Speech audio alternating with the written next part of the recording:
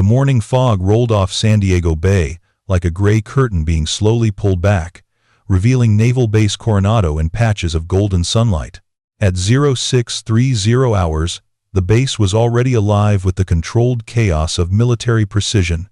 SEALs running beach PT helicopters conducting training flights, and the distant crack of rifle fire from the advanced marksmanship ranges.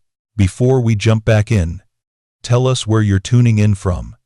And if this story touches you, make sure you're subscribed, because tomorrow, I've saved something extra special for you. Staff Sergeant Maria Santos stepped out of her weathered 2010 Toyota Corolla in the civilian parking area, her boots hitting the asphalt with a soft thud that was immediately swallowed by the sound of ocean waves and morning training activities. At 32, she moved with an economy of motion that spoke of experience, though nothing in her appearance suggested the kind of experience that would matter to the elite warriors training. Just a few hundred yards away, she wore simple civilian clothes, faded jeans, a plain gray hoodie that had seen too many wash cycles, and worn hiking boots that looked like they'd traveled more miles than most people's cars. Her dark brown hair was pulled back in a practical ponytail, and her olive-toned skin showed the kind of weathering that came from years spent outdoors, though whether that was from weekend camping trips or something more significant wasn't immediately apparent. Before we continue with Maria's story, make sure to subscribe to Military and Veteran Stories so you never miss these true tales of courage. And tell us in the comments, where are you watching from today? The only thing that stood out about Maria was what she carried, a long rifle case in a shocking shade of pink that seemed to glow against the muted military colors surrounding the base. The case looked expensive, custom-made, with reinforced corners and specialized latches that suggested the weapon inside was worth more than most people's cars. But the color choice made it look like something designed for a teenage girl's first hunting trip, not a piece of equipment being brought to one of the most elite military training facilities in the world. Maria approached the main gate with the quiet confidence of someone who belonged, though the two Marines manning the checkpoint clearly had their doubts. Corporal Jackson, a two-year-old with muscles that strained against his uniform shirt, looked up from his clipboard with barely concealed amusement. "Ma'am, are you sure you're in the right place?" he asked, his tone polite but patronizing. "This is a restricted military facility. The public shooting range is about 15 miles north. I'm here for the advanced designated marksman evaluation," Maria interrupted softly, producing a set of orders from her jacket pocket. "Staff Sergeant Maria Santos, reporting for equipment assessment duty." Corporal Jackson studied the papers with the exaggerated attention of someone hoping to find an error. His partner, Lance Corporal Williams, couldn't stop staring at the pink rifle case. "Equipment assessment?" Williams asked, struggling to keep the laughter out of his voice. "Ma'am, that case looks like it belongs in a toy store. You sure that's not some kind of airsoft gun?" Maria's expression didn't change, but something flickered behind her brown eyes, not anger, but the kind of patience that comes from having heard every possible variation of the same joke. "It's a rifle," she said simply, "and I'm here to evaluate its performance capabilities for potential military application." The Marines exchanged glances that spoke volumes. Coronado was home to Naval Special Warfare Command, where some of the deadliest marksmen in the world honed their skills daily. The idea that anyone would bring a pink rifle to evaluate alongside weapons used by Navy SEALs was so absurd it had to be some kind of administrative error. "Well, ma'am," Jackson said, handing back her papers with a smirk, "you'll want to report to Range Complex Charlie. Master Chief Petty Officer Rivera is running the evaluation today. He's particular about his standards." As Maria drove through the base toward the range complex, she passed groups of SEALs conducting physical training, their movements sharp and coordinated. Several turned to stare as her pink rifle case caught the morning sunlight through her rear window. She could see phones coming out, pictures being taken, messages being sent. By the time she reached her destination, half the base would know about the civilian with the toy rifle who thought she could play with the big boys. The advanced marksmanship range was a sprawling complex of concrete and steel, designed to test weapons and warriors under the most demanding conditions. Multiple firing lines extended out toward targets placed at distances that challenged even the most skilled operators. The facility could accommodate everything from close-quarters precision work to extreme long-range shots that pushed the boundaries of what was physically possible. Maria parked next to a row of military vehicles, Humvees, specialized transport trucks, and several motorcycles that belonged to instructors who prized speed and efficiency over comfort.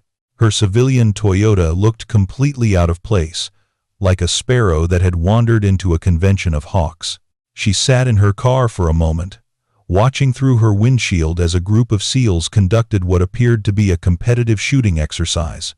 Even at a distance, she could see the precision in their movements, the professional competence that marked them as elite warriors. These weren't weekend enthusiasts or hunting club members. These were men who had been tested in combat, who had proven themselves in situations where failure meant death. Her phone buzzed with a text message from an unknown number. "Heard you're bringing a Barbie rifle to play with the SEALs. This should be entertaining. A friend."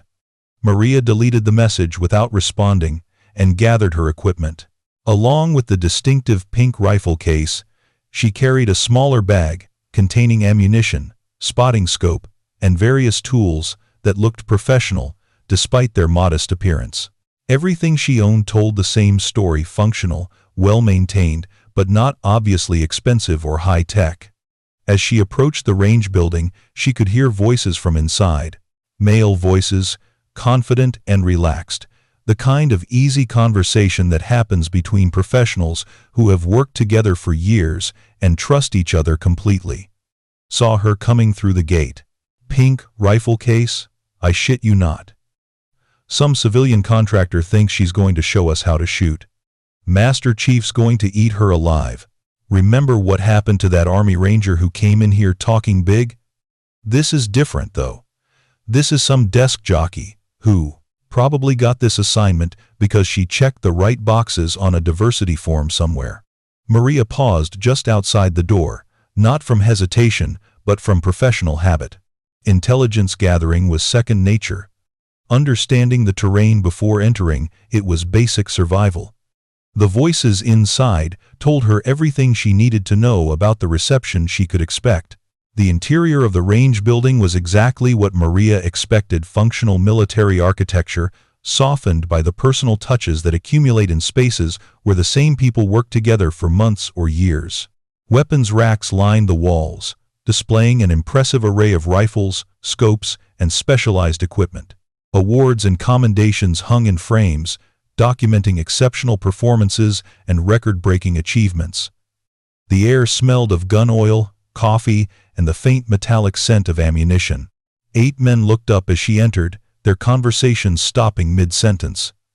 They ranged in age from mid-20s to early 40s, all bearing the lean, weathered look of operators who had seen serious action.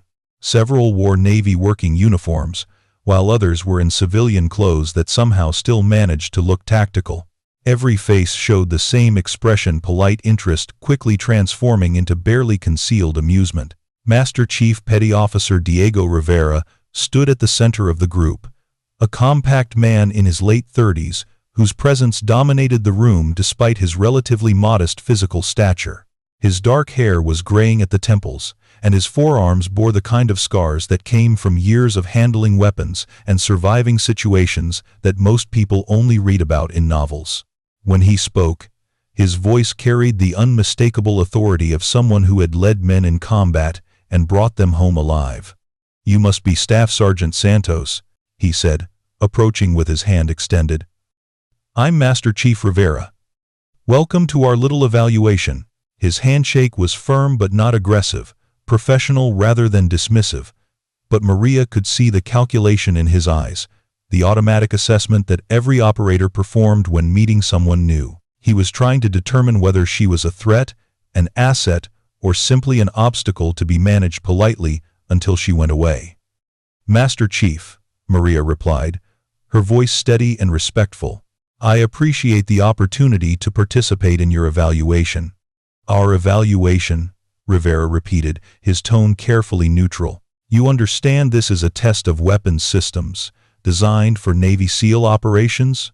The performance standards are demanding.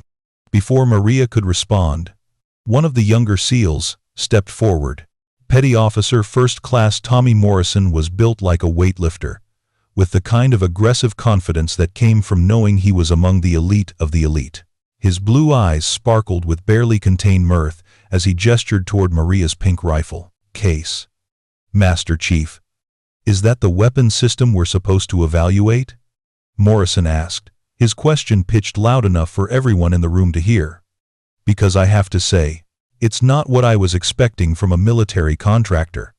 The laughter that followed wasn't cruel, but it was unmistakably patronizing, the kind of response reserved for situations that were amusing rather than threatening. Maria had heard variations of it throughout her career, and she recognized the dynamics at play. These men weren't trying to be malicious.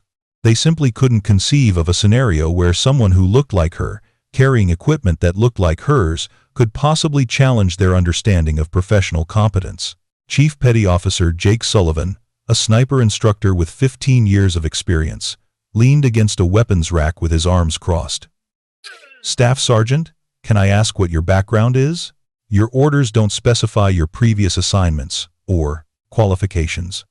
It was a reasonable question delivered in a reasonable tone, but Maria understood the subtext. Sullivan was giving her an opportunity to establish credibility before the situation became more uncomfortable for everyone involved. He was being kind in the way that experienced professionals were kind to enthusiastic amateurs, patient but firm about maintaining standards. I've done some shooting, Maria replied simply. The understated response seemed to confirm everyone's assumptions. Petty Officer Second Class Marcus Webb, a demolitions expert with the build of a linebacker, shook his head with something approaching sympathy. Ma'am, with respect, this isn't a civilian marksmanship competition, he said gently. We're testing weapons systems for operational use. The distances we shoot at, the accuracy requirements, the environmental conditions, it's not really comparable to weekend target shooting or even most military training. Master Chief Rivera held up a hand to the Citivet. Forestall further commentary. Let's focus on the evaluation parameters, he said professionally. Today's test involves 12 precision targets at 4,200 meters. That's approximately 2.6 miles. The targets are steel plates measuring 18 inches square, positioned at varying elevations and angles to simulate real-world engagement scenarios. He gestured toward a large display board showing detailed range diagrams and ballistic calculations. Weather conditions are challenging, crosswinds gusting to 20 knots. Temperature at 68 degrees with rising humidity. Atmospheric pressure is dropping, suggesting a weather front moving in within the next few hours. Maria studied the display with the focused attention of someone absorbing critical information. Her brown eyes tracked across the diagrams, noting target positions, environmental factors, and the mathematical relationships between distance, elevation, and atmospheric conditions. The data was complex enough that most civilian shooters would have been overwhelmed, but she absorbed it with the methodical precision of someone who had spent years translating environmental factors into successful shots. The time limit is 90 minutes, Rivera continued. That includes setup, environmental assessment, and actual shooting. Most of our operators require 60 to 70 minutes to achieve acceptable results under these conditions. Morrison couldn't resist another comment. Of course, most of our operators are using weapon systems that actually work at those distances, he said, glancing meaningfully at Maria's pink rifle case. No offense, ma'am, but that thing looks like it was designed for a different kind of shooting entirely. The laughter this time was more pointed, though still restrained by military courtesy. Maria understood that she was being tested as much as her equipment. These men wanted to see how she would react to pressure and skepticism. In their experience, people who weren't truly qualified usually revealed themselves quickly when faced with professional scrutiny. Petty Officer Third Class David Chen, an intelligence specialist who served as the unit's technical expert, approached with genuine curiosity rather than mockery. "Staff Sergeant, can you tell us about the specifications of your rifle, caliber, action type, manufacturer? I'd like to understand what we're working with before we head out to the range." It was another opportunity for Maria to establish credibility, and Chen was clearly hoping she would provide technical details that explained her confidence. But her response was characteristically minimal. "It's a custom build," she said, "designed for precision work at extended ranges." The vague answer seemed to confirm everyone's suspicions that she was out of her depth. Professional operators lived in a world of precise specifications, detailed technical knowledge, and exhaustive preparation. Someone who couldn't or wouldn't discuss the basic parameters of her equipment was probably someone who didn't really understand what those parameters meant. Chief Sullivan tried a different approach. "Ma'am, have you ever attempted precision shooting at distances exceeding 3,000 meters? Because the challenges involved wind calculation, bullet drop compensation, target acquisition through atmospheric distortion. They require training and experience that most people simply don't have." "I've done some long-range work," Maria replied, her tone remaining steady despite the increasing pressure of the questioning. The understatement was becoming almost comical. Morrison exchanged glances with his teammates, all of whom were reaching the same conclusion: this was either a bureaucratic mistake or someone's idea of a diversity training exercise that had gotten out of hand. "Master Chief," Morrison said, dropping his voice just enough to seem respectful while ensuring everyone could still hear. "Maybe we should contact the command structure and verify that this evaluation is supposed to include civilian participants. I mean, we wouldn't want Staff Sergeant Santos to get hurt or embarrassed." Rivera was beginning to share his subordinates' concerns, but military protocol required him to follow orders even when those orders seemed questionable. "The evaluation was specifically requested by higher authority," he said carefully. "Our job is to conduct a fair and thorough assessment of all weapons systems presented for testing." Maria opened her rifle case for the first time, revealing the weapon that had been the subject of so much speculation. The collective reaction was immediate and unmistakable, a sharp intake of breath, followed by the kind of silence that accompanies genuine surprise. The rifle inside the pink case was unlike anything the SEALs had ever seen. The weapon that Maria lifted from the custom foam padding was a study in contradictions. The stock and other furniture components were indeed painted in the same shocking pink as the case.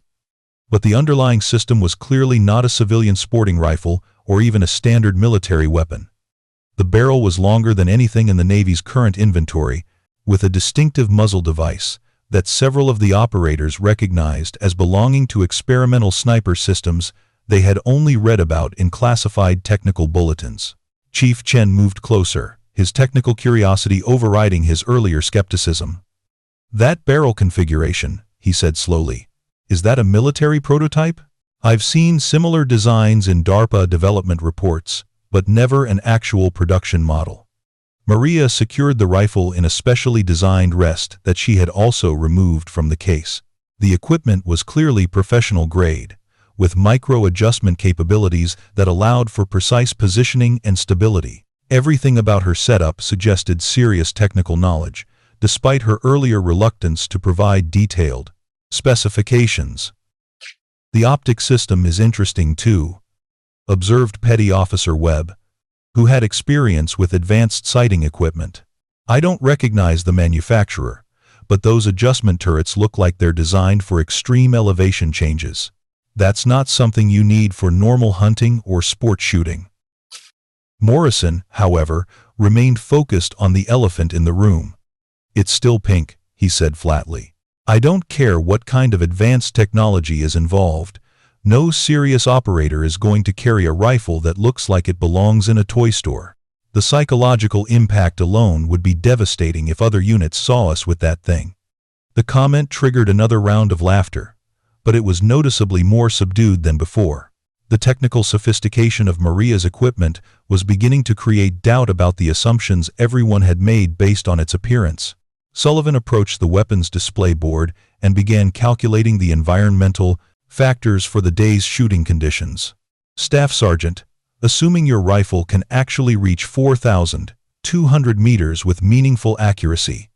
Are you familiar with the ballistic calculations required for this kind of precision work? Instead of answering verbally, Maria pulled a small notebook from her jacket pocket. The pages were filled with handwritten calculations, wind charts, and environmental data that had been meticulously recorded over time. Sullivan found himself looking at mathematical work that was more detailed and sophisticated than what most of his SEAL students produced after months of training. These calculation methods, he said, scanning the pages with growing amazement. Where did you learn this approach to atmospheric compensation? I've never seen some of these formulas applied to practical shooting. Experience, Maria replied, accepting her notebook back with the same economical movements that characterized everything she did. The single-word response was, beginning to seem less like evasion and more like the communication style of someone who had learned to be careful about revealing information. In the special operations community, there were plenty of people whose backgrounds included assignments that couldn't be discussed openly, even among other professionals. Master Chief Rivera was starting to recalculate his initial assessment. Staff Sergeant, what unit were you assigned to before this evaluation duty? Various assignments, Maria said, some overseas work. The carefully neutral language was familiar to everyone in the room. They had all heard similar phrases from operators who had been involved in classified missions or special compartmented programs. It was the vocabulary of people who were accustomed to keeping secrets, even from other military personnel. Chen was still studying Maria's rifle with fascination. The machining tolerances on this barrel are incredible, he said. This isn't just custom work, this is precision manufacturing at a level that suggests serious research and development funding. Are we looking at some kind of black budget project?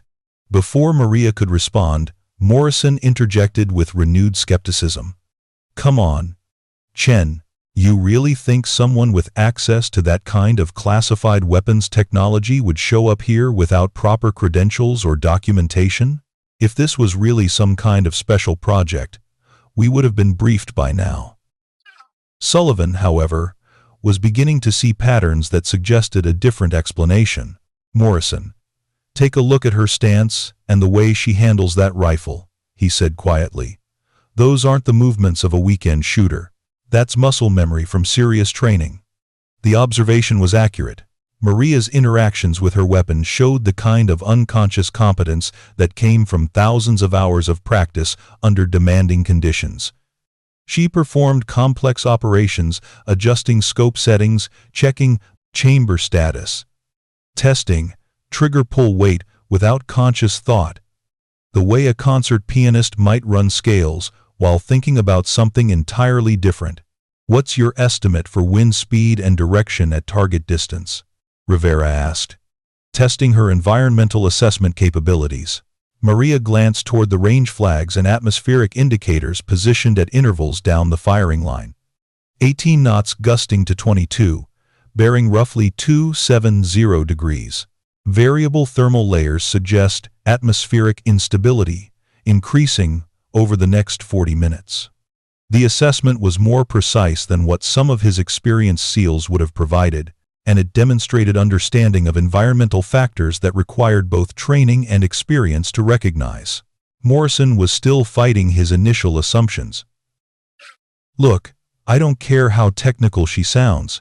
That pink rifle is a joke, and anyone who would bring something like that to a professional evaluation is either completely clueless or playing some kind of game with us. Maybe, Sullivan said thoughtfully, or maybe someone with a sense of humor wanted to see how we'd react to equipment that doesn't look the way we think it should look. The comment hit closer to home than anyone realized.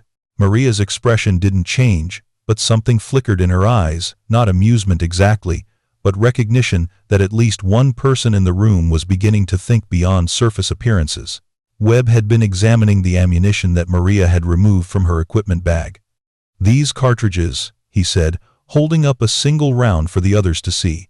The brass is from a manufacturer I don't recognize, and the bullet design is unlike anything I've seen before. Where did you source these? Custom loads, Maria replied, designed specifically for this weapons system. The ammunition was indeed unusual, longer than standard cartridges, with a bullet profile that suggested specialized ballistic characteristics. The brass cases were unmarked except for a small symbol that none of the seals recognized, though Chen thought it looked familiar from classified technical documents he had reviewed. Staff Sergeant, Rivera said, his tone becoming more serious. I need to ask directly, are you currently, or have you previously been assigned to any special operations units or classified programs that might relate to advanced weapons development? It was the question everyone had been thinking, but nobody had wanted to ask directly. The answer would determine whether Maria was an amateur who had stumbled into a situation beyond her capabilities, or a professional whose background was simply more complex than it initially appeared. Maria met Rivera's gaze steadily. Master Chief, my previous assignments have prepared me for this evaluation. Beyond that, I'm not authorized to discuss specific details without proper clearance verification. The carefully worded response told Rivera everything he needed to know while revealing nothing that could compromise operational security. It was the answer of someone who understood classification systems and had experience protecting sensitive information. Morrison threw up his hands in frustration. This is ridiculous. We're supposed to evaluate weapons and shooters based on performance, not on mysterious hints about classified backgrounds. Either she can shoot or she can't. Either that pink toy works or it doesn't. Agreed, Rivera said decisively. Staff Sergeant Santos, if you're ready, we'll proceed to the firing line. You'll have 90 minutes to engage 12 targets at 4,200 meters. The evaluation criteria are precision and consistency. We need to see that your weapons system can deliver reliable performance under operational conditions. Maria began gathering her equipment with the same methodical precision she had demonstrated throughout the morning. Her movements were economical and practiced, suggesting familiarity with field conditions where efficiency could mean the difference between success and failure. One question, Sullivan said as they prepared to move outside. That pink finish on your rifle, is it purely decorative, or does it serve some functional purpose? For the first time since arriving at the base, Maria smiled. It was a small expression, barely visible, but genuine rather than diplomatic. Camouflage, she said simply. The answer left everyone more confused than before, but there was no time for follow-up questions. The morning weather window was narrowing, and atmospheric conditions would only become more challenging as the day progressed. As they walked toward the firing line, Morrison continued his commentary. I still say this is some kind of setup, maybe a training exercise to see how we react to unconventional situations. There's no way someone with a real classified background would show up with a pink rifle and refuse to provide proper credentials. But Chen was beginning to suspect otherwise. Morrison, what if the rifle's appearance is part of the test? What if someone wanted to see whether we could evaluate performance objectively, regardless of how the equipment looks? That's a pretty elaborate way to test our professional judgment, Webb replied skeptically. Is it? Sullivan asked. Think about it. How many times have we made assumptions about enemy capabilities based on equipment, appearance, or cultural expectations? How many intelligence failures have resulted from underestimating opponents who didn't look or act the way we expected? The question hung in the air as they reached the firing line.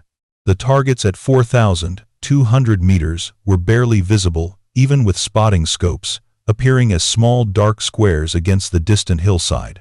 The environmental challenges were exactly as Rivera had described: variable winds, atmospheric distortion, and lighting conditions that would test even the most advanced weapons systems. Maria began her setup with the same methodical approach she had used inside. Every movement was deliberate and precise, suggesting a preparation routine that had been refined through extensive practice. She paid particular attention to environmental factors, taking measurements and making calculations that demonstrated sophisticated understanding of long-range ballistics. Time starts when you're ready, Rivera announced, positioning himself behind a spotting scope that would allow him to observe Maria's shots and confirm target impacts. Maria settled into her shooting position with movements that were fluid despite their precision.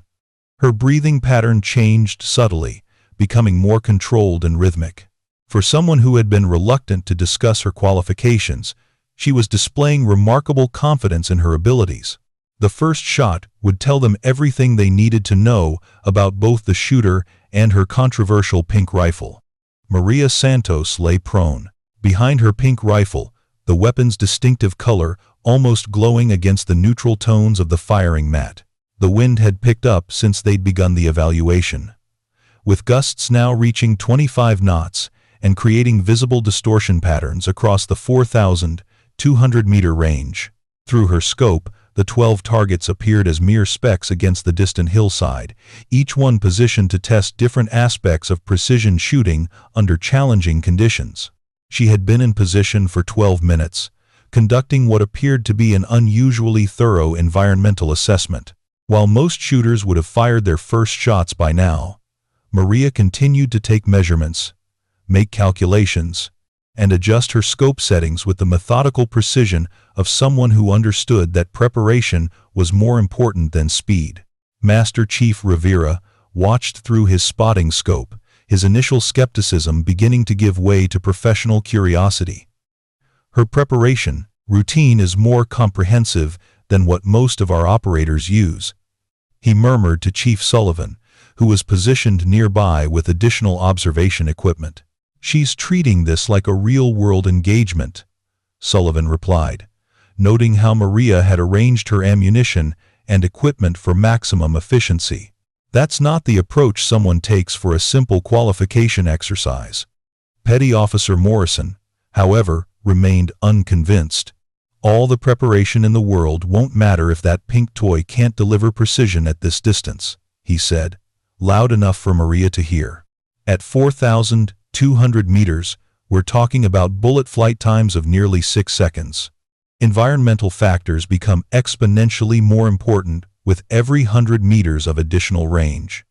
If you're hooked on this story, make sure to subscribe and turn on notifications so you never miss an upload. Your support means everything and helps me bring you more inspiring military stories like this one. Maria's voice carried clearly across the firing line without her lifting her head from the scope. Flight time will be 5.8 seconds for the first target, varying to 6.1 seconds for the elevated positions, she said calmly. I'm compensating for thermal layering at 2,800 meters and wind gradient changes at 3,400 meters. The technical precision of her assessment caused several of the SEALs to exchange glances. Those weren't calculations that someone made casually. They represented sophisticated understanding of advanced ballistics that typically required years of specialized training to master. Chen moved closer to Rivera's position. Master Chief, those calculations assume she knows the exact muzzle velocity of her ammunition and has precise atmospheric data for multiple altitude layers. That's not information you can estimate. Before Rivera could respond, Maria fired her first shot. The sound was unlike anything the SEALs had expected.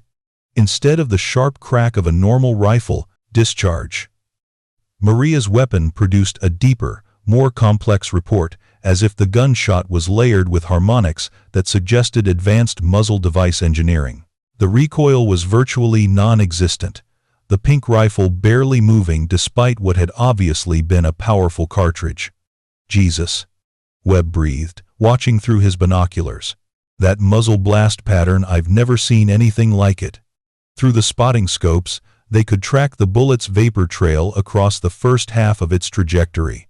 At 4,200 meters, most shooters couldn't visually follow their shots, but Maria's ammunition left a distinctive contrail that remained visible even at extreme distance. 5.8 seconds after the shot broke, Target 1, positioned at the base of the distant hillside, rang with the distinctive sound of a high-velocity impact. Even at their distance, they could hear the metallic clang that indicated a solid hit. Dead center, Rivera announced, his voice carrying a note of surprise, despite his professional composure. That's a precision hit at 4,200 meters, with a weapon we've never seen before. Morrison stared through his binoculars at the distant target, struggling to process what he had just witnessed. Okay, that was impressive, he admitted grudgingly. But one shot doesn't prove anything. Consistency is what matters in operational conditions. Maria was already chambering her second round, her movements flowing with practiced efficiency. She made subtle adjustments to her scope settings, compensating for the different position and elevation of target 2. Her breathing pattern remained steady and controlled, showing no signs of excitement or pressure despite the significance of her first success. The second shot came 40 seconds after the first.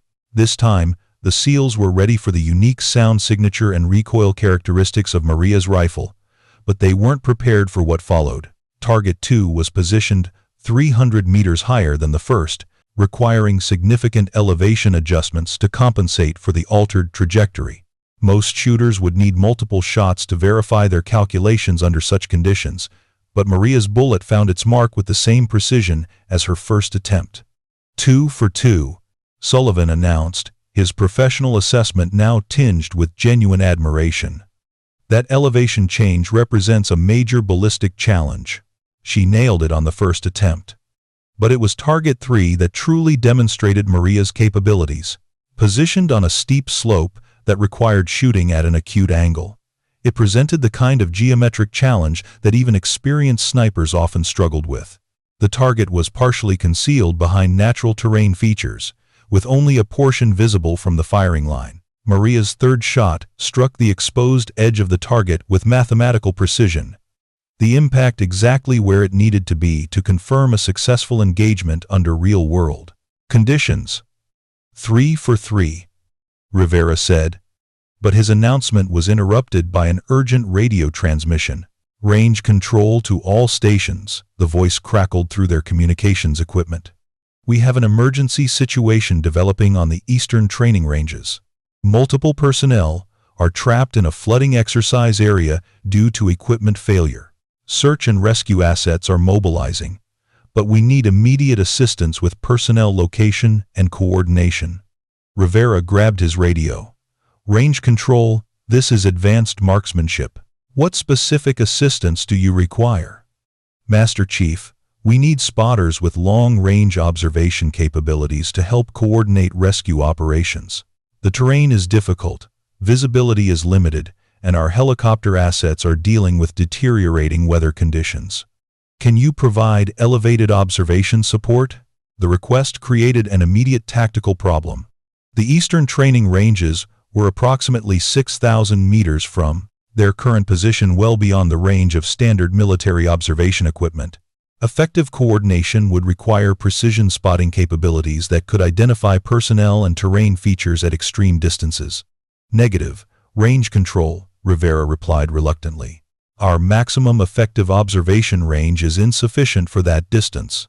You'll need to coordinate with units equipped for long-range reconnaissance. Stand by. Advanced marksmanship, came the response. We're checking availability of specialized assets. But Maria was already moving. She had lifted her head from her scope and was studying the distant eastern ranges through a pair of high-powered binoculars that had appeared from her equipment bag. After 30 seconds of careful observation, she keyed her own radio, one that the SEALs hadn't noticed before. Range control. This is Santos. I have visual contact with your emergency area. 6 personnel visible on elevated terrain, approximately 800 meters northeast of grid reference. 847293. 2 appear to be injured and requiring immediate evacuation. Water levels are rising rapidly in the surrounding valleys. The radio fell silent for several seconds before range control responded. Santos, can you confirm personnel count and status? Our Rescue Coordination Center shows you're transmitting from advanced marksmanship range, which should be outside effective observation range for the emergency area. Preparing and narrating this story took us a lot of time, so if you are enjoying it, subscribe to our channel. It means a lot to us. Now back to the story. Confirmed, 6 personnel. Maria replied calmly. 4 ambulatory. 2 requiring assistance. Recommend helicopter approach from the southwest to avoid power lines and tall vegetation. Landing zone available approximately 200 meters south of personnel location, but ground conditions are deteriorating rapidly. Rivera stared at Maria in amazement. The eastern training ranges were barely visible as distant hills from their position, yet she was providing specific tactical information about personnel and terrain conditions that would require incredibly sophisticated observation equipment to obtain. Santos, range control responded, urgency evident in the voice. Rescue assets are requesting continuous observation and coordination until personnel are evacuated. Can you maintain visual contact and provide updates on conditions? Affirmative, Maria replied. I'll maintain overwatch until your people are safe. Morrison looked back and forth between Maria and the distant emergency area. That's impossible, he said flatly. Nobody can see individual personnel at 6,000 meters, even with the best binoculars. The atmospheric distortion alone would make positive identification impossible. But Maria had already returned to her rifle, making rapid adjustments to her scope settings. Target coordinates are grid 847295, she announced to the SEALs. Range 6,000 meters, elevation 340 feet above our position. I'm going to mark the location for the rescue helicopters. Mark it how? Rivera asked, though he was beginning to suspect the answer. Tracer round, Maria replied simply. The rescue pilots will be able to see the impact point and navigate directly to the personnel location. The audacity of the proposal left the SEALs speechless. Maria was suggesting that she could place a precision shot at 6,000 meters, nearly 2 miles beyond the range they had been testing to provide navigation assistance for rescue operations. It was a shot that exceeded the confirmed range records of the world's most advanced sniper systems. Staff Sergeant, Rivera said carefully, that distance represents ballistic challenges that go beyond anything in our current operational parameters. Are you certain your weapon system can achieve the required precision? Instead of answering verbally, Maria loaded a different type of ammunition, a cartridge with a distinctive red tip that marked it as a specialized tracer round.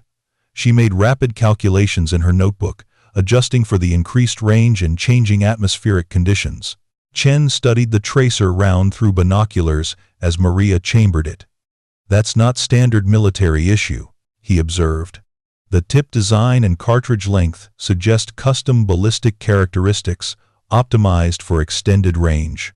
Range control, Maria transmitted, tracer marking shot inbound to grid 847,295 inches, 60 seconds. Rescue aircraft should observe impact point and navigate to personnel location 200 meters north of impact. Santos, understand tracer marking shot. Rescue aircraft are standing by for your mark. The implications of what was about to happen began to sink in. Maria was attempting a shot that would either demonstrate capabilities far beyond anything the SEALs had imagined possible, or result in a spectacular failure that would confirm their original skepticism about her and her pink rifle. But, as she settled into her final shooting position, something changed in Maria's demeanor. The careful, methodical preparation gave way to a focused intensity that suggested this was no longer an evaluation exercise. It was an operational mission where lives hung in the balance. The shot that left Maria's pink rifle at 6,000 meters was unlike anything the SEALs had ever witnessed.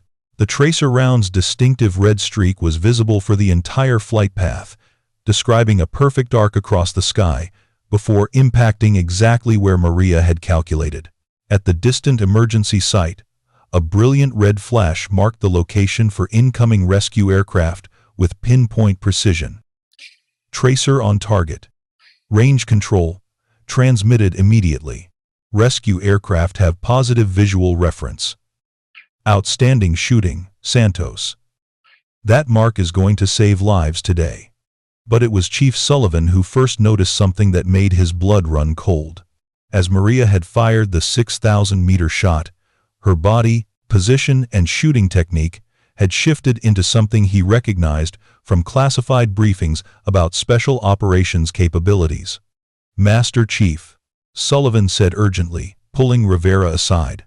That shooting position, the way she controlled recoil on that extended range shot, I've seen that technique before. In classified reports about Phantom sniper protocols. Rivera's expression sharpened. Phantom protocols were legendary within the special operations community. Advanced shooting techniques developed for situations that officially didn't exist. Access to such training was limited to operators with clearances that went beyond anything held by normal military personnel. Chen had been studying Maria's equipment through binoculars during the long-range shot, and his technical analysis was equally disturbing. That muzzle device isn't just noise suppression, he said quietly. It's electromagnetic field manipulation to maintain bullet stability at extreme ranges. That technology doesn't exist in any unclassified weapons program. Morrison was still staring at the distant impact point where Maria's tracer had marked the rescue location. 6,000 meters, he said slowly. That's beyond the confirmed range record for any sniper in military history. How is that even physically possible? Webb pointed toward Maria's ammunition supply. Look at those cartridge cases, he said. The brass has markings I've never seen before. That ammunition wasn't manufactured through normal military procurement channels. As they spoke, Maria continued providing coordination for the rescue operation. Her radio communications, demonstrating familiarity with tactical procedures that suggested extensive operational experience. Rescue 2. This is Santos, she transmitted. Recommend approach vector 270 degrees to avoid power lines. Landing zone is firm, but will deteriorate rapidly due to water infiltration. Suggest minimum ground time for personnel extraction. Her tactical assessment was precise and professional, delivered with the calm authority of someone who had coordinated similar operations under combat conditions. The rescue pilots were following her guidance without question, recognizing competence when they heard it. Sullivan moved closer to Rivera with growing urgency. Master Chief, I need to verify something. Can you check her orders for any special compartmented program indicators? Rivera pulled out Maria's assignment papers and studied them more carefully than he had during the initial check-in. After a moment, his face went pale. There's a notation here I missed before, he said quietly. Special Activities Classification, Authorization, Level 7. I've never seen anything above Level 5. Level 7 Authorization. Chen breathed, overhearing the conversation. That's reserved for personnel with access to black budget programs that don't officially exist. We're looking at someone with clearances that exceed anything in the budget. Normal command structure. Morrison was beginning to understand that his initial skepticism might have been dangerously misplaced. Are you saying she's not just some civilian contractor? That she actually has a background in special operations? Before anyone could respond, Maria's radio crackled with an update from the rescue operation. Santos. First personnel evacuated successfully. Your tracer mark allowed us to navigate directly to the location despite deteriorating visibility. Rescue 2 is moving to extract remaining personnel. Copy Rescue 2, Maria replied. Be advised that thermal imagery shows water levels rising faster than anticipated. Recommend expedited extraction for remaining personnel. Rivera realized that Maria had access to thermal imagery capabilities that weren't available to his unit. Staff Sergeant, what observation equipment are you using for thermal assessment? Maria tapped her rifle scope without lifting her head from the eyepiece. Integrated thermal and optical systems, she said simply. Multispectral analysis with real-time atmospheric compensation. The technology she described was beyond anything in standard military inventories. Chen recognized the specifications from classified development reports that he wasn't supposed to know existed. That's Project Longshot, he whispered to Sullivan. It's plain, advanced sniper systems that were supposed to be canceled after budget overruns. If she has access to that technology, she's not just special operations, she's black budget special operations. Sullivan was studying Maria's shooting position with the analytical eye of someone who had trained snipers for 15 years. Look at her breathing pattern and muscle control, he said. That's not just advanced training, that's stress conditioning for extreme range precision shooting. She's been trained for missions that require capabilities beyond anything in our normal operational parameters. The rescue operation continued for another 20 minutes, with Maria providing continuous overwatch and coordination. Her guidance helped the helicopter crews navigate challenging terrain and changing weather conditions, ultimately resulting in the successful extraction of all 6 personnel from the flooding emergency area. Santos, this is range control, came the final transmission. All personnel successfully evacuated. Your observation and coordination were instrumental in the rescue operation. Outstanding performance. Happy to help, Maria replied, her tone suggesting that coordinating rescue operations at 6,000 meters was routine rather than exceptional. As she finally lifted her head from her scope, the SEALs could see something in her brown eyes that hadn't been visible during the morning's initial interactions. There was a depth there, a weight of experience that spoke to operations conducted in places that didn't appear on maps, against enemies that were never officially acknowledged. Rivera approached her position with newfound respect. Staff Sergeant Santos, I think we need to discuss your actual background and the nature of this evaluation. Maria began securing her equipment with the same methodical precision she had displayed throughout the morning. Master Chief, what would you like to know? Let's start with your unit assignment, Rivera said, because I'm beginning to suspect that your orders don't tell the complete story. For the first time since arriving at the base, Maria's carefully maintained reserve seemed to crack slightly.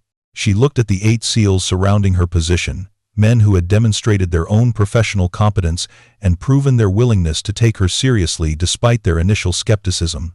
I was assigned to activities that don't appear in standard personnel records, she said carefully. Operations conducted under special compartmented programs, with authorization levels that exceed normal clearance requirements.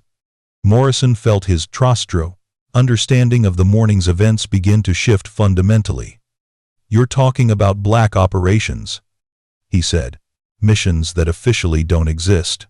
I'm talking about precision shooting and supportive activities that require capabilities beyond normal operational parameters, Maria replied, diplomatically.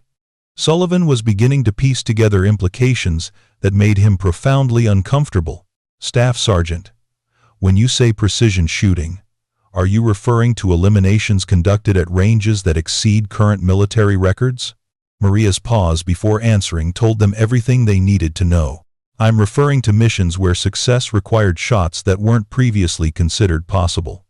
Webb had been studying Maria's pink rifle with growing fascination during the rescue coordination. That weapon system, he said, it's not just custom, it's revolutionary. The ballistic capabilities we've observed today represent advances that are years beyond anything. In current development programs, the rifle was developed specifically for operations requiring precision engagement at previously impossible ranges, Maria confirmed. The cosmetic appearance was designed to avoid attention during transportation and deployment. Chen's analytical mind was racing through the implications. Pink camouflage, he said suddenly. Not visual camouflage, psychological camouflage. Nobody takes a pink rifle seriously, so nobody investigates the technology. Correct, Maria said, offering the first genuine smile the SEALs had seen from her. It's amazing how effectively preconceptions can hide advanced capabilities. Rivera was beginning to understand that the morning's evaluation had been far more significant than he had realized. Staff Sergeant, are you here to evaluate our capabilities, or are we here to evaluate yours? Both, Maria replied honestly. My orders were to assess whether conventional special operations personnel could effectively integrate advanced weapons systems into their operational doctrine. Your reactions and performance today have provided valuable data. Morrison shook his head in amazement. So this whole morning the mockery, the skepticism, our assumptions about civilian contractors, that was all part of the evaluation? Human psychology is a critical factor in weapons system deployment, Maria explained. If operators can't overcome their preconceptions about equipment appearance, they can't effectively utilize advanced capabilities when they become available. Sullivan was studying Maria's notebook, which contained ballistic calculations that went far beyond anything in standard sniper training. These formulas, he said, they account for variables that aren't included in normal military doctrine. Where did this knowledge come from? Trial and error, Maria said simply. When you're required to make shots that shouldn't be possible, you learn to account for factors that others don't. Consider. Webb pointed toward the distant targets, where Maria had successfully engaged 12 precision points at 4,200 meters before the rescue operation interrupted the evaluation. Those shots you made, that wasn't just advanced training. That was operational experience applied to test conditions. Every shot matters, Maria replied. In the environments where I've operated, there are no second chances and no margin for error. You learn to make impossible shots possible because lives depend on your precision. Chen had been making calculations based on the ballistic performance they had observed. Staff Sergeant, based on the capabilities we've witnessed today, what's the maximum effective range of your weapons system? Maria considered the question carefully before answering. Maximum effective range depends on mission parameters and acceptable accuracy standards. Under ideal conditions, with appropriate ammunition and environmental factors, meaningful precision is possible at ranges that exceed current military records. Rivera understood that she was being deliberately vague about specific capabilities, but the implications were staggering. Are you saying that current range records represent limitations of available technology rather than fundamental ballistic constraints? I'm saying that when mission success requires capabilities that don't officially exist, you develop ways to make them exist, Maria replied. Morrison was still struggling to process the complete reversal of his morning assumptions. So when we were laughing at your pink rifle and questioning your qualifications, you already knew that you could outperform anything we had available? I knew that appearances can be deceiving, Maria said diplomatically, and I knew that professional operators eventually recognize competence when they see it demonstrated. Sullivan pulled out his own radio and contacted the base command structure. This is Chief Sullivan at Advanced Marksmanship. I need to speak with whoever authorized today's evaluation. We have some questions about classification levels and operational security. As Sullivan waited for his call to be returned, Webb approached Maria with a different kind of question. Staff Sergeant, can you tell us anything about the development process for your weapons system? Because what we've witnessed today suggests technological advances that could revolutionize special operations capabilities. Maria secured her pink rifle in its distinctive case before responding. The development process involved identifying the ballistic and technological requirements for missions that exceed current operational parameters, then engineering solutions that make such missions possible.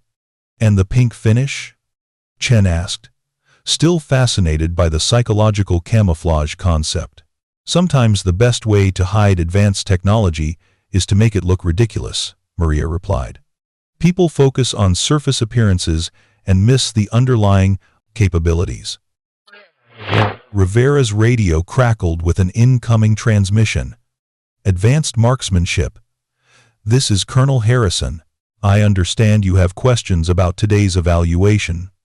Yes, sir, Rivera replied. We've observed capabilities that suggest classification levels beyond our normal operational parameters. We need guidance on how to proceed. Stand by, Master Chief, came the response. I'm sending a briefing team to your location. Maintain operational security and ensure that all personnel remain available for debriefing. The mention of a briefing team and operational security requirements confirmed what the SEALs had already begun to suspect they had stumbled into something far more significant than a routine weapons evaluation. Morrison looked at Maria with newfound respect and more than a little concern. Staff Sergeant, how much trouble are we in for witnessing capabilities that we probably don't have clearance to know about?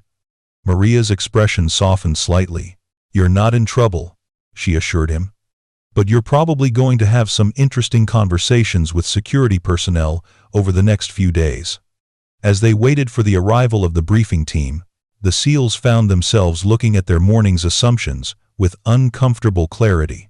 Their mockery of Maria's pink rifle and civilian appearance had revealed their own limitations more than any deficiencies in her capabilities. "This is going to make one hell of a lesson in operational awareness," Sullivan observed. "We just learned that our biggest vulnerability might be our own preconceptions about what threats and capabilities look like." Webb was studying the distant targets where Maria had demonstrated precision that exceeded anything in their experience. 12 targets at 4,200 meters, he said slowly, followed by navigation assistance for rescue operations at 6,000 meters. "We just witnessed capabilities that redefine what's possible in special operations." Chen had been reviewing the technical data from Maria's shooting demonstration. "The ballistic performance we observed today will require updates to our training doctrine and equipment standards," he said. "We can't continue operating under assumptions that have been proven obsolete." Maria was checking her equipment one final time before the official debriefing began. "Gentlemen," she said, "the most important lesson from today isn't about weapons technology or ballistic capabilities. It's about the danger of judging threats and assets based on surface appearances." As military vehicles approached their position, carrying the briefing team that would help them understand the full implications of the morning's events, Rivera reflected on how completely his assumptions had been overturned. "Staff Sergeant Santos," he said formally, "I owe you an apology for our initial reception, and I owe my team a serious discussion about operational awareness and threat assessment." Maria shouldered her equipment bag and picked up the pink rifle case that had been the source of so much morning entertainment. "Master Chief, your team performed exactly as expected. The evaluation gathered valuable data about how professional operators respond to unconventional presentations of advanced capabilities." Morrison was still shaking his head in amazement. "We spent the morning laughing at the most advanced weapons system we'd ever seen because it was pink. That's going to be a hard lesson to forget." "Good," Maria replied. "Because in operational environments, the threats that look harmless are often the most dangerous ones you'll encounter." The briefing team's vehicles came to a stop near the firing line, and several officers in uniform emerged, along with individuals in civilian clothes who had the unmistakable bearing of intelligence personnel. The real debriefing was about to begin. Colonel Harrison emerged from the lead vehicle with the bearing of an officer who had spent decades managing situations that required delicate handling. Behind him came 3 individuals in civilian attire whose presence immediately shifted the atmosphere from military routine to something far more serious. The SEALs recognized the type intelligence operatives whose job it was to manage information that could affect national security. "Master Chief Rivera," Colonel Harrison said, approaching with his hand extended, "I understand you've had an interesting morning." "Yes, sir," Rivera replied, glancing toward Maria, who stood quietly beside her pink rifle case. "We've observed capabilities that exceed our normal operational parameters." One of the civilian operatives, a woman in her 40s with graying hair and sharp eyes, stepped forward. "I'm Director Walsh from the Defense Advanced Research Projects Agency. We need to conduct immediate debriefings with all personnel who witnessed today's demonstration." Before anyone could respond, Chief Sullivan stepped forward with a question that had been building throughout the morning. "Ma'am, with respect, we need to understand what we've been exposed to. Some of the capabilities we witnessed today suggest technology and training that goes beyond anything in our clearance levels." Director Walsh exchanged glances with Colonel Harrison before responding. "Chief, you've been witness to a field test of Project Longshot, an advanced sniper system designed for operations that require precision engagement at previously impossible ranges." Chen had suspected as much, but hearing it confirmed was still startling. "Ma'am, Project Longshot was supposed to be theoretical. The ballistic challenges involved were considered insurmountable with current technology." "They were considered insurmountable," Walsh agreed, "until Staff Sergeant Santos and her team developed solutions that made the impossible possible. Morrison was beginning to understand that Maria's background was far more complex than her modest demeanor had suggested. "Staff Sergeant, what team, what solutions?" Maria looked toward Director Walsh, who nodded permission for her to speak more freely. "Team Phantom," she said simply. "We were tasked with developing capabilities for missions that couldn't be accomplished with standard weapons and training." The name hit Sullivan like a physical blow. "Team Phantom," he repeated slowly. "I've heard rumors, but I thought it was legend. Stories about operators who could make shots that defied physics." "Not defied," Maria corrected. "Extended. We identified the variables that limit precision at extreme ranges and developed technological and training solutions to overcome those limitations." Webb gestured toward Maria's distinctive pink rifle case. "And the appearance? The psychological camouflage we talked about? Team Phantom operated in environments where we couldn't afford to look like what we were," Maria explained. "A woman with a pink rifle attracts mockery, not investigation. It's perfect cover for capabilities that need to remain invisible." Colonel Harrison stepped forward to provide additional context. "Gentlemen, what you witnessed today was more than a weapons test. You were observing an operational demonstration by one of the most effective precision shooters in military history." The weight of his words settled over the group like a physical presence. These SEALs were accustomed to being among the elite, but they were beginning to understand that Maria represented a level of capability that exceeded even their advanced training. Director Walsh opened a tablet and displayed classified performance records. "Staff Sergeant Santos holds confirmed elimination records at ranges that exceed published military capabilities by significant margins. Her operational success rate in hostile environments is unprecedented." Morrison found himself looking at Maria with completely altered perspective. "Staff Sergeant, when you said you'd done some long-range work, you were being modest." "Operational security," Maria replied. "Team Phantom's mission parameters required that we remain invisible, even to other special operations personnel." Rivera was studying the classified records that Walsh had displayed. "These elimination distances," he said slowly, "some of them are nearly double the acknowledged world records. How is that possible?" "Advanced ballistic calculations, specialized ammunition, and weapons systems that incorporate technology unavailable through normal procurement channels," Maria explained. "When mission success requires capabilities that don't exist, you develop them." Chief Sullivan approached Maria with something approaching reverence. "Staff Sergeant, those shots you made this morning, the 4,200-meter precision targets, the 6,000-meter rescue coordination that was routine for you, wasn't it?" "Every shot matters," Maria replied. "But yes, those ranges fall within my normal operational parameters." Webb shook his head in amazement. "We spent the morning making fun of someone whose capabilities exceed anything we could imagine." Director Walsh addressed the broader implications. "Gentlemen, your reactions this morning provided valuable intelligence about how advanced capabilities might be received by conventional special operations personnel. The psychological barriers to accepting unconventional presentations of technology are significant factors in deployment planning." Chen realized that the entire evaluation had been carefully orchestrated. "We weren't just testing weapons," he said. "We were being tested ourselves." "Correct," Colonel Harrison confirmed. "Your unit was selected because of your professional reputation and advanced training. If experienced SEALs couldn't overcome their preconceptions about equipment appearance, it would indicate serious deployment challenges." Morrison felt the weight of how badly he had misjudged the situation. "Colonel, we failed that test. We let surface appearances override our professional judgment." But Maria stepped forward with a different perspective. "Petty Officer Morrison, you didn't fail. You responded exactly as predicted, then adapted when presented with evidence that contradicted your assumptions. That adaptability is exactly what makes advanced capabilities viable in operational environments." Sullivan was still processing the scope of what they had witnessed.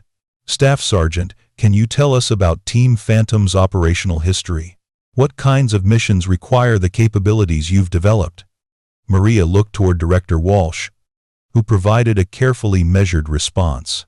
Team Phantom conducted precision eliminations in support of operations that couldn't be accomplished through conventional means. Their targets were individuals whose removal required capabilities that exceeded standard special operations parameters. The implications were staggering. The SEALs were looking at someone who had operated in the shadowy realm, where policy, objectives met operational reality, where impossible missions were made possible through technological advancement and exceptional skill. Staff Sergeant Santos, Rivera said formally, recognizing that the morning's casual interactions had been fundamentally inappropriate given her actual status. I need to apologize for my unit's reception. We treated you as a civilian contractor when we should have recognized your professional competence. But before Maria could respond, something unexpected happened. Chief Sullivan, whose 15 years of experience had taught him to recognize exceptional capability when he saw it, stepped forward and rendered a perfect military salute. "Ma'am," he said formally, "it's an honor to have witnessed your demonstration today." The salute hung in the air for a moment that seemed to stretch indefinitely. Then, one by one, the other SEALs followed Sullivan's lead. Morrison, despite his morning skepticism, saluted with genuine respect. Webb and Chen joined them, their earlier mockery replaced by recognition of true excellence.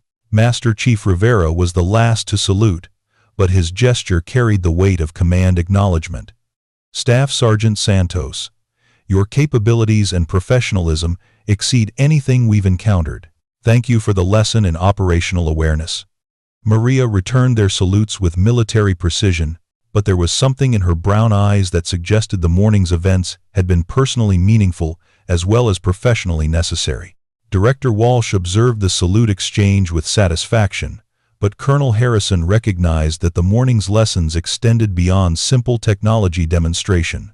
Petty Officer Morrison, he said, you were particularly vocal in your skepticism. What did you learn from today's experience?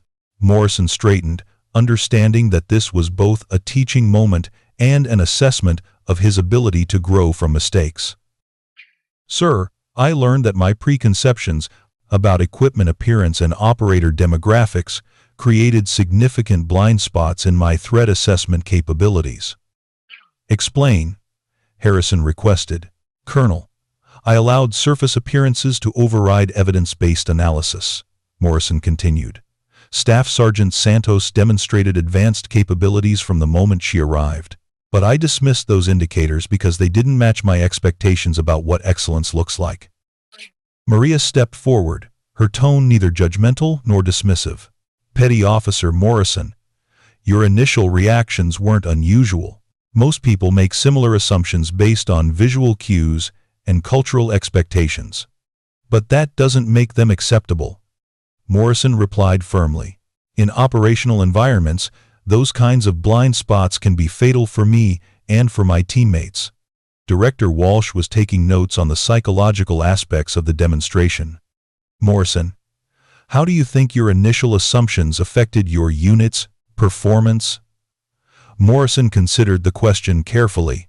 Ma'am, our mockery and skepticism created an environment where we almost missed the opportunity to learn from someone whose expertise could enhance our operational capabilities.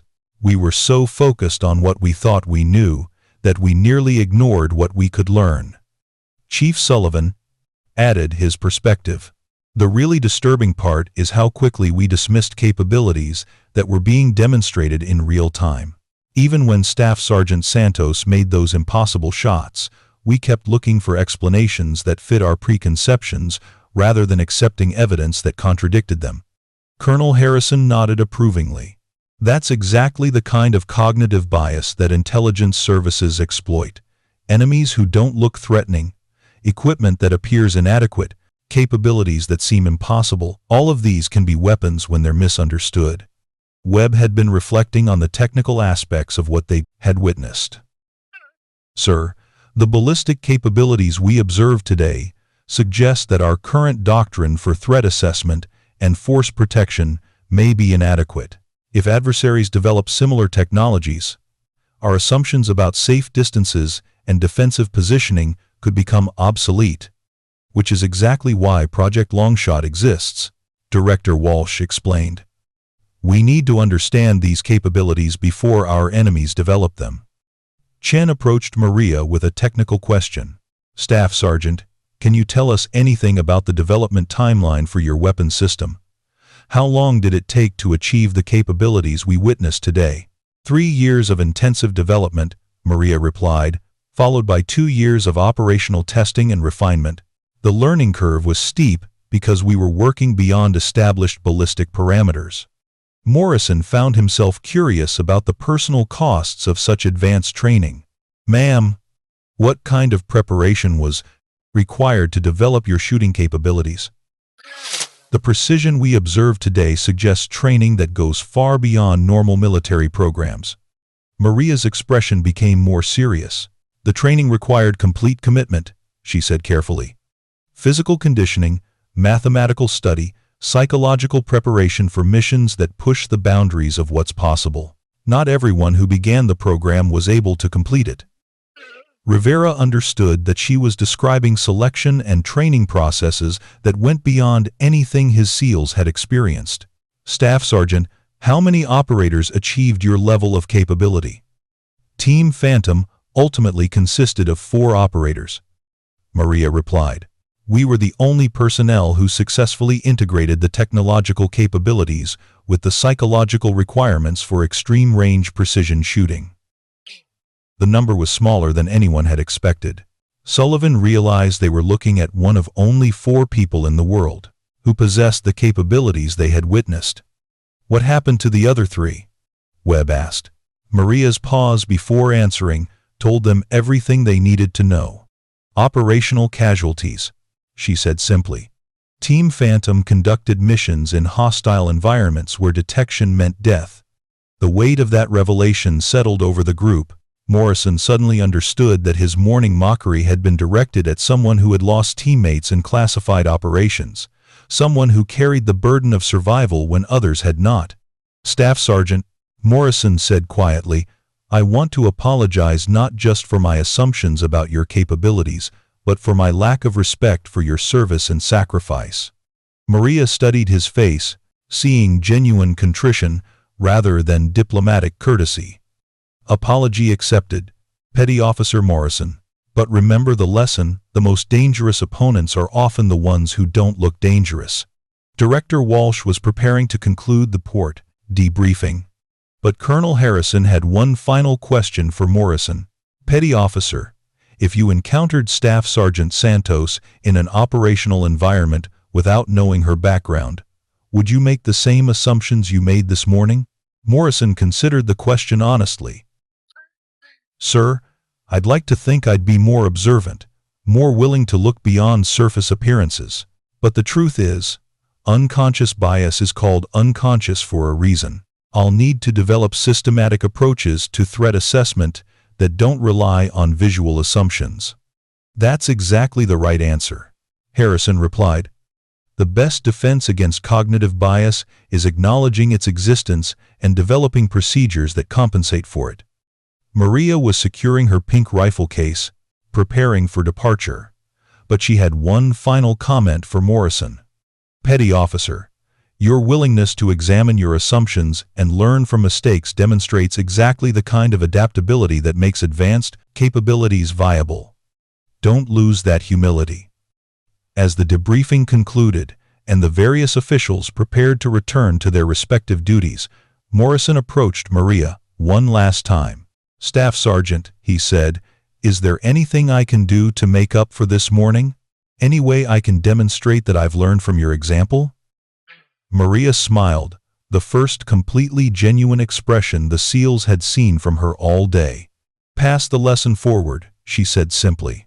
When you encounter situations that challenge your assumptions, remember that excellence comes in many forms. 6 months after the evaluation at Naval Base Coronado, the ripple effects of that morning's demonstration continued to spread throughout the special operations community. The lessons learned from Maria Santos and her pink rifle had been incorporated into training programs across multiple military branches, fundamentally altering how operators approached threat assessment and capability evaluation. Petty Officer Morrison had become one of the most effective advocates for cognitive bias awareness in special operations training.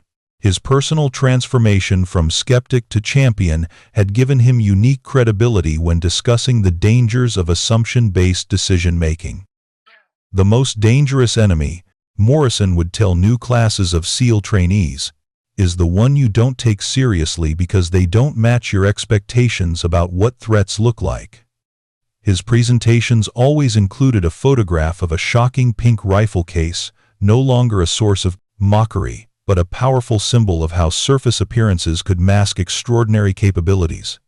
Chief Sullivan had been selected to lead the integration of Project Longshot technology into standard SEAL weapons training. His experience witnessing Maria's demonstration had given him insights into the psychological barriers that operators faced when presented with unconventional equipment. We learned that technology is only as effective as the people using it. Sullivan would explain to his students, and people can only use technology effectively when they overcome their preconceptions about how that technology should look and function. The marksmanship range at Coronado had been redesigned to incorporate the lessons learned from Maria's evaluation. New targets had been installed at previously impossible distances, and training scenarios now included psychological elements designed to challenge operators' assumptions about threats and capabilities. Master Chief Rivera had been promoted to lead a new program focused on unconventional threat assessment. His mandate was to develop training protocols that would prevent the kind of cognitive blind spots that had initially affected his unit's response to Maria. Excellence doesn't always announce itself, Rivera would tell his classes. Sometimes it arrives quietly, disguised as something ordinary, waiting to see if we're professional enough to recognize it. Director Walsh's report on the psychological aspects of the evaluation had influenced deployment strategies for advanced weapons systems across the defense establishment. The concept of cognitive camouflage, using preconceptions to hide capabilities, had been incorporated into operational planning for multiple agencies. But perhaps the most significant change was in the operators themselves. The SEALs who had witnessed Maria's demonstration had become advocates for intellectual humility in professional assessment. They understood viscerally that their assumptions could be weapons used against them by adversaries who understood their blind spots. Chen had developed new technical assessment protocols that focused on capability evaluation rather than equipment appearance. His procedures had been adopted throughout the Navy's special operations community, reducing the likelihood that advanced technologies would be dismissed based on cosmetic characteristics. Webb had become an instructor in rapid threat reassessment, teaching operators how to quickly adjust their tactical evaluations when presented with evidence that contradicted their initial assumptions. His classes emphasized the mental flexibility required to succeed in environments where conventional wisdom could be deadly. The pink rifle itself had been retired to a place of honor in the Naval Special Warfare Museum, where it served as a daily reminder to thousands of visitors that excellence could emerge from the most unexpected sources. The display case included a simple plaque: "Never judge a weapon by its color, or a warrior by their appearance." But for Maria Santos, the most meaningful outcome had been personal rather than professional. The morning's evaluation had demonstrated that even the most elite operators could learn to look beyond surface appearances when challenged by evidence that contradicted their assumptions. She continued her work with advanced weapons development, but now, with the knowledge that the psychological barriers to technology adoption could be overcome through patient demonstration and professional respect. The pink rifle had accomplished its mission not just as a weapon system, but as a teacher. It had shown that preconceptions were vulnerabilities that could be exploited by those patient enough to wait for assumptions to reveal themselves. And in the ongoing evolution of military capability, that lesson had proven to be as valuable as any technological advancement. 3 years after the evaluation at Naval Base Coronado, Petty Officer Morrison, now Chief Petty Officer Morrison, stood before a class of new SEAL candidates at the conclusion of their threat assessment training. "I want to tell you about the most important lesson I've learned in my military career," he began, gesturing toward a photograph that showed a shocking pink rifle case surrounded by 8 SEALs rendering perfect military salutes. "This picture was taken on the morning I learned that my assumptions could be weapons used against me. That the most dangerous threats are often the ones that don't look threatening. That excellence doesn't always announce itself with familiar symbols." He paused, letting his students study the image and process its implications. The woman in this photograph could place precision shots at ranges that exceeded every record in military history. She had capabilities that could have revolutionized our operational doctrine. She was offering to share knowledge that could have saved lives and enhanced mission success. Morrison looked directly at his students, men and women who represented the future of naval special warfare. "And we almost missed it all because her rifle was pink." The classroom was absolutely silent, the weight of the lesson settling over the future operators like a physical presence. "Don't make that mistake," Morrison concluded. "Don't let your preconceptions blind you to capabilities that could make the difference between mission success and failure. Don't assume that excellence looks the way you think it should look." As his students filed out of the classroom, many stopping to study the photograph more carefully, Morrison reflected on how completely that single morning had altered his understanding of professional competence. The pink rifle had taught him that the most powerful weapons were often the ones that remained invisible until the moment they were needed, and that the greatest warriors were sometimes the ones who let others underestimate them until the time came to prove their true capabilities. In the end, that might have been the most valuable lesson of all, that strength often hid behind facades of weakness, and that wisdom often emerged from the most unexpected sources. The pink rifle's legacy lived on in every operator who learned to look beyond surface appearances, in every threat assessment that considered capability rather than appearance, and in every mission where success came from recognizing excellence regardless of how it was packaged. Maria Santos had given the special operations community more than advanced weapons technology. She had given them a mirror in which to examine their own limitations and the opportunity to overcome those limitations through professional growth. The morning's mockery had become a foundation for excellence. The pink rifle had done its job not just as a weapon, but as a teacher that showed elite warriors how to become even better. And in a world where the next threat might not look like any threat they had seen before, that lesson could be the difference between victory and defeat. Up next, you've got 2 more standout stories right on your screen.